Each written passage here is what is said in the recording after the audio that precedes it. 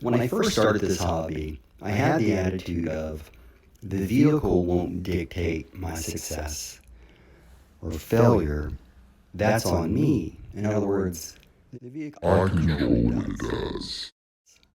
as things got bad, as they do in this hobby, I did what I had to do. Down. Okay. I see. I see.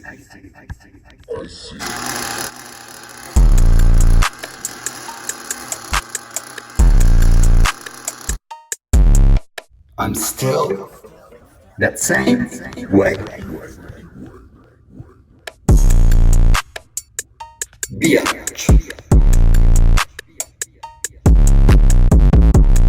Greetings and salutations. I'll start the video off as this. Carnage. Well, I don't know. To me, carnage, it kind of seems super gay. That's my opinion anyways. Meaning, I certainly understand that we like to get rough with our vehicles.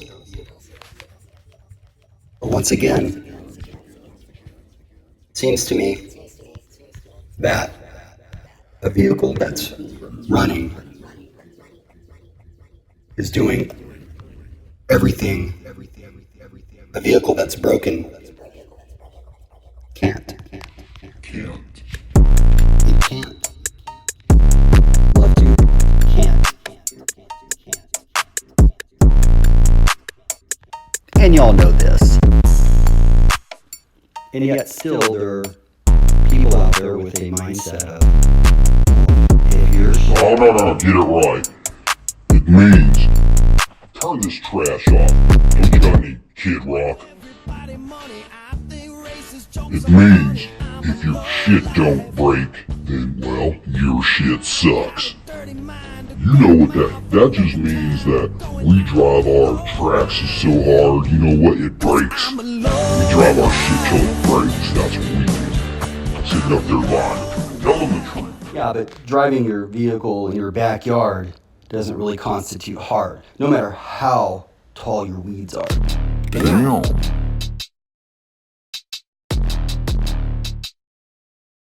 So I really do get asked a lot, how do you keep your vehicles so durable?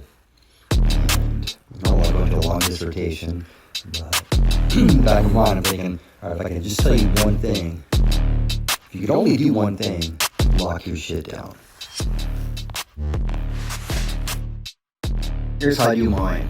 I'll start usually with the engine mount. This way I can get the gear mesh good. We're off to a great start. Now what was it Muggy said again? It's something about that tick.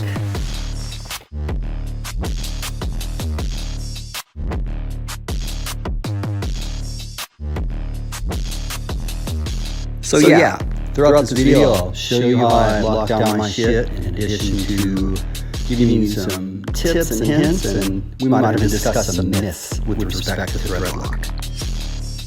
The overarching rule is any metal screw that goes into a metal part will need thread lock.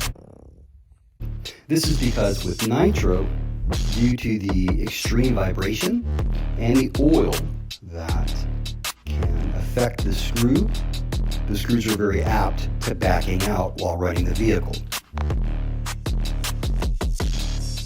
Now there's different types of thread lockers. The one I use is called Blue 242, and throughout the industry, for the most part, blue thread lock means that it's removable.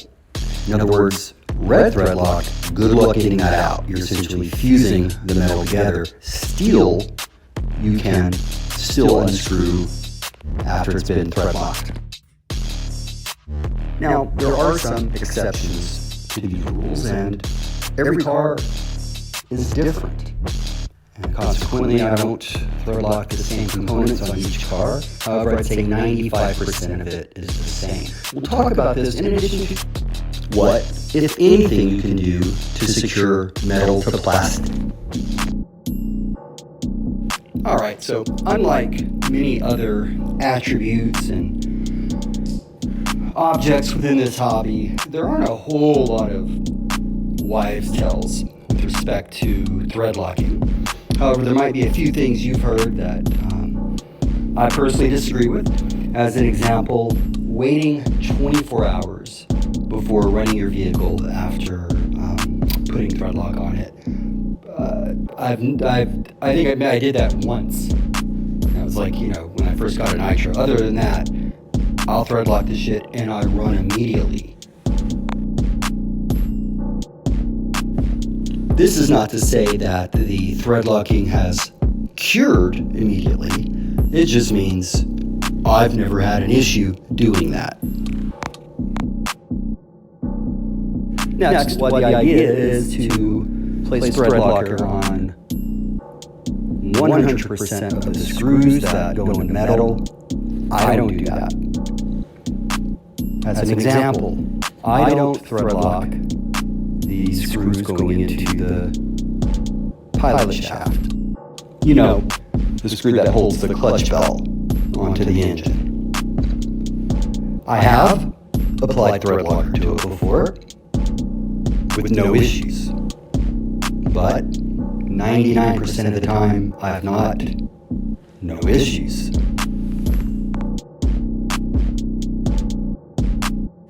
And finally, no, you don't need to thread lock anything that goes into nuts. So any screws that might go into a nut, or maybe your wheel hubs, anything such as that. Again, I have never done that, and I've never had an issue. I know people are recommending it, but again, I thread lock the screws going into my servos that are metal geared anyways, that have metal splines, and some others don't. And those people who haven't have never had a problem, and that's good for them, and that's just kind of the way we rock. Actually, I do have one vehicle, and I don't remember which it is, but I will put thread lock on the servo saver nut because it kept coming loose. But again, those are outliers. Going in a new vehicle, whatever, I have a set number of items, that I will thread lock, which let's continue with.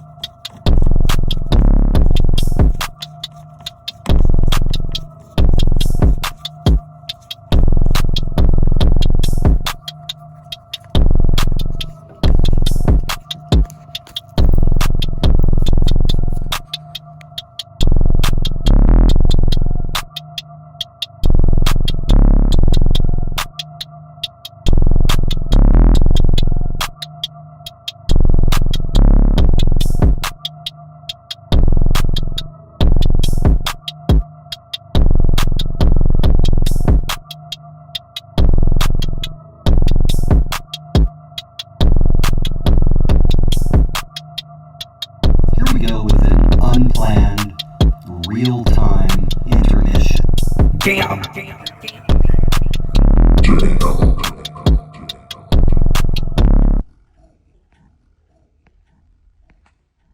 Alright, so a few of you are probably aware that I'm going through and refreshing an old ass engine.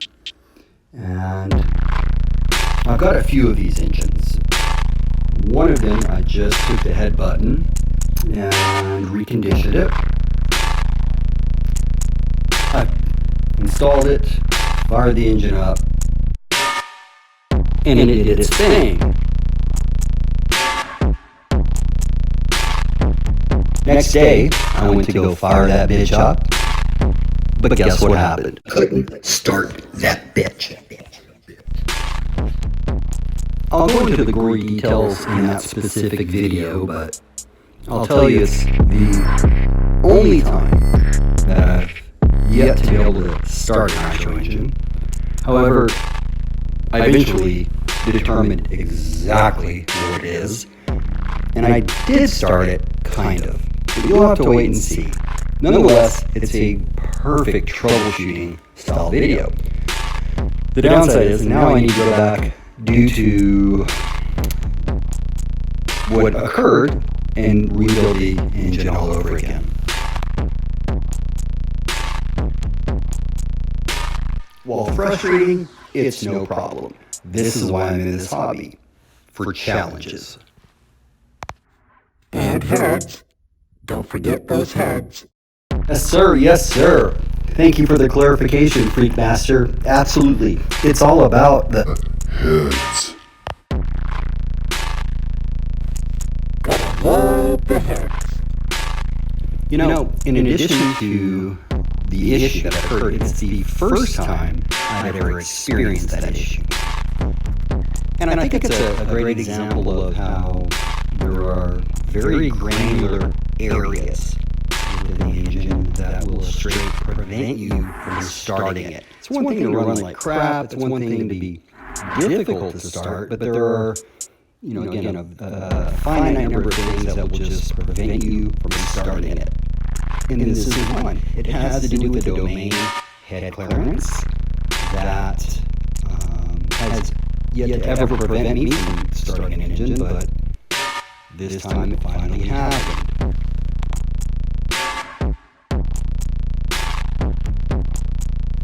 And as I think through it, I'm a little surprised it has yet to happen to me, and it's something that could happen to anybody at any given time.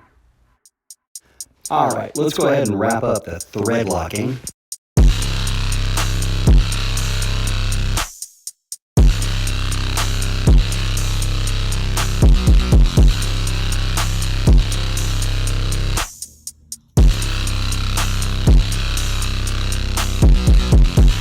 You know, how about I give you some tips as we go through these? Yeah, so I've been locked and loaded. Let's do this.